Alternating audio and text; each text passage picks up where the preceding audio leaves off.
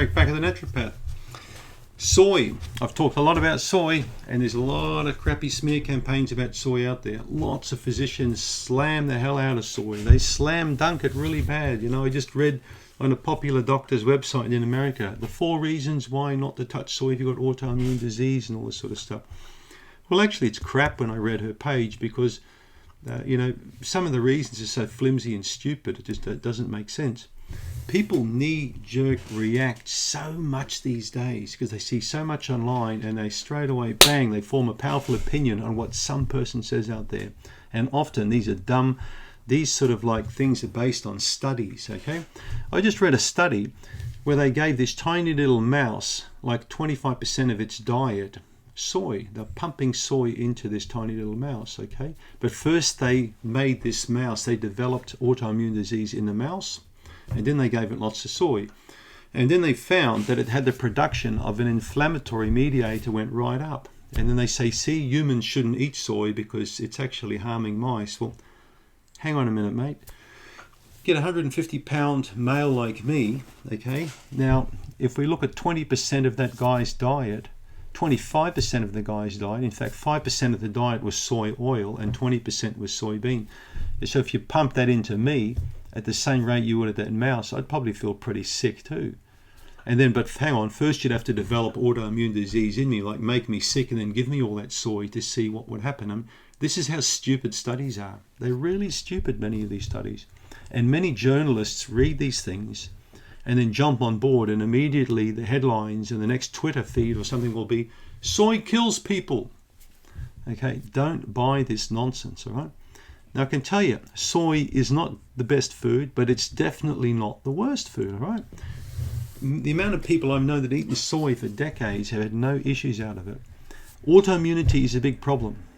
Soy doesn't have to be a big problem for autoimmunity. But people keep missing the bloody boat all the time. I keep saying this time and again, with autoimmunity, the key thing is to get the gut in great shape. And that means getting a full profile on all the bacteria in the gut. Looking at the fungi, okay, the yeasts, looking at the different bacteria, the beneficials and not so beneficial, and trying to get that balance occurring properly, okay? This is a key thing. But whether soy induces this disease, it's not going to happen. Soy doesn't cause autoimmune disease.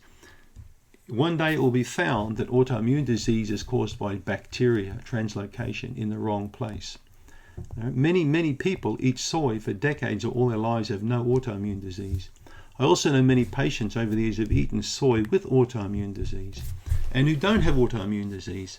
Likewise, so we can't say that soy causes autoimmune disease, but what we could also say is many other foods should not be touched by people with autoimmune disease either, unless they're conducive for building good bacterial health. The best diet for autoimmune patient is the diet that helps to build up that person's gut function to a high level. That's the best diet for that person, okay? So when it comes to autoimmune, paleo kind of diets and all this sort of crap, again, we can't cast a diet in stone and say this diet is perfect for everybody with autoimmune disease because everyone's gut is different. So, but soy has been cast as a bad demon because it's a legume, okay, because they say it contains goitrogens, okay, which could disrupt thyroid function and stop the thyroid functioning optimally. Yes, it does, but only in a diet that's devoid of iodine. So if the person's got plenty of iodine in their diet, soy is not a problem, all right? And this is what happened to many people who left Japan.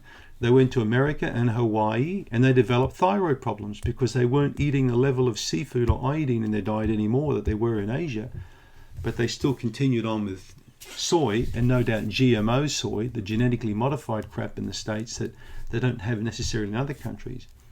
Non-GMO soy in a gut that's functioning really well like mine with a good bacterial content, I'm totally confident to eat that 2 to 3 times per week for lunch, and I have so for 40 years. And as I say, I haven't got homophobia or mental retardation out of it yet. I personally don't see soy as a problem, but I do see it a problem in a sick, weakly body with a really poor gut function. I can see soy being problematic in that. I can see soy being a problem fed to babies and kids under 5 instead of like breast milk or those. I can see that being a problem, and particularly if the child's been treated with antibiotics, and those are the cases I've seen with a rat gut getting soy, that can be problematic. But to keep sinking the boot into soy all the time, saying it's a bad food, there's a lot worse foods out there than soy that people consume every day. So just be careful.